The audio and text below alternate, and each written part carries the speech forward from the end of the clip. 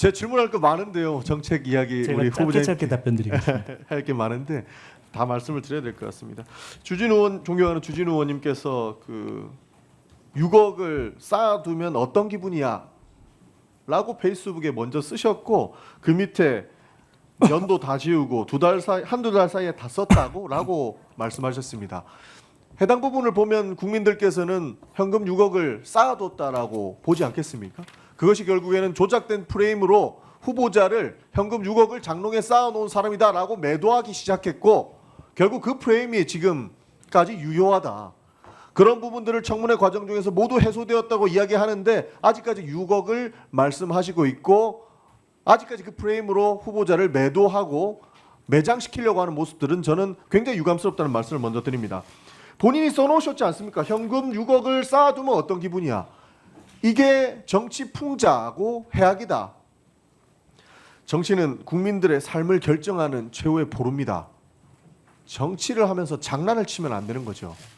그런 방식으로 후보자를 비난해서 국민들로 하여금 신뢰를 떨어뜨리려고 하고자 하는 행위는 반드시 책임을 물어야 된다고 생각을 합니다. 그리고 본인은 다 나눠서 일정을 적어놨기 때문에 문제없다.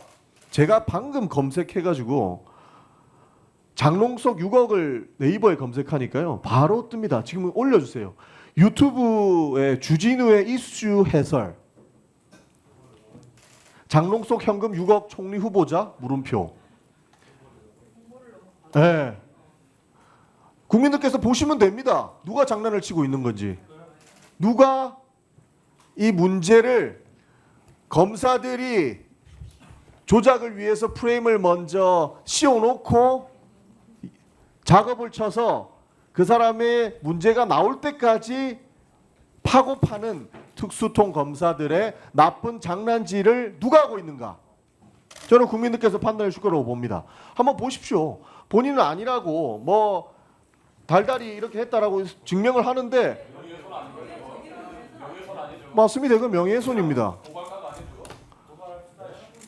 이거는 외부에서 얘기한 거 아닙니까? 지금 말씀하신 것과는 전혀 다릅니다. 밖에서 얘기하는 거는 충분히 명예훼손에 있고 면책특권에 해당하지 않습니다. 이렇게 이야기를 해놓고 본인은 이런 얘기를 한 적이 없다. 그리고 이 유튜브뿐만 아니고 다른 유튜버들도 이미 총리가 6억을 쌓아놓고 썼다라고 이야기하는 분도 많습니다. 기정사실화돼서 사실관계가 전혀 왜곡돼서 나갔죠. 이 부분을 어떻게 저희가 이야기하지 않을 수 있겠습니까? 그리고 후보자께서 말씀해 주신 것처럼 실제로 국민의힘 공당의 이름을 건 현수막에도 6억이라고 하는 현수막을 붙이고 있습니다. 그 자료까지 가지고 와야 되나요? 제가 차후 질의에 알려드리겠습니다. 이러니까 문제가 있다고 얘기하는 거고 시간이 많이 갔네요. 아직도 6억을 현금 쟁여놓았다고 생각하는지는 모르겠으나 이것은 명백한 명예훼손이고 후보자를 그냥 비난하기 위한 방도에 불과하다라는 말씀드리겠습니다. 그리고 어저께 이야기한 거 들어보니까 아들 유학비 빨리 증명해라. 제3자가 줬을 수 있다라고 의혹 제기하면서 이거를 아들한테 물어봐서 증명을 하라고 이야기하는데 영화를 너무 많이 보셨습니다. 제3자가 후보자 아들한테 돈을 줬다라고 이야기하는 것 같은데 가당키는 하겠습니까? 그리고 존경하는 김희정 의원님께서 질문을 주셨는데 2008년 오피스텔 전입 신고한 거를 문제 삼으면서 수상한 자금이다, 수상한 거래다라고 말씀 주셨습니다. 근데 후보자께서는 한국에 없는 시절이고 유학 시절에 우편물 수령하기 위한 곳이다라고 해명하신 바 있습니다. 후보자님 질문 하나 드리겠습니다. 후보자께서 이 정치자금법 위반이랑 이런 법률적 대법원 판결을 언제 받으셨습니까? 제가 말씀드리겠습니다. 2005년도에 추징금 2억 받으셨고요. 2009년도에 추징금 7억 받으셨습니다. 말씀하신 2008년도에 정계에 복귀하실 수 있다. 다시 한번 권력을 잡을 수 있다라고 생각하셨습니까? 제가 18년 만에 정치에 돌아왔는데 김민석은 끝났다. 김민석은 죽었다. 뭐 이런 얘기를 워낙 오래 들어서 사실은 제가 2020년에 정치에 복귀할 수 있을 것이라고는 저도 그렇고 제 주변에서도 별로 생각을 안 했던 시기를 보낸 것 같습니다. 후보자도 그렇고 가족도 끝났고 이제는 정치에서 멀리 떠나갈 수밖에 없는 그런 상황이 됐습니다. 모두가 그렇게 평가했고 이 자리에 계신 많은 분들도 그렇게 평가했고 폄하했습니다. 그렇기 때문에 유학의 길을 올랐습니다.